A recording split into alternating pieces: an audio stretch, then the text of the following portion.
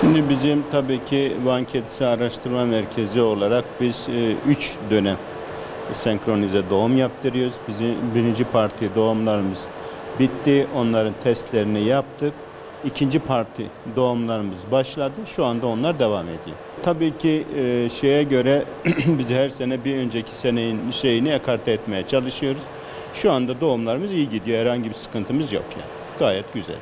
Sayı açısından hani ilk doğumlar 100 civarında doğumlarımız vardı. Tabii ki bu sonrakilerde onlar da yavaş yavaş eklenecek ama daha tam testlerini yapıp şeye geçmediğimiz için onlarla ilgili bir rakam konuşamayız. Şimdi tabii ki son yıllarda Türkiye'de olduğu gibi Van'da da havalar sıcak geçiyor. Bizim alanımız kapalı bir ortam.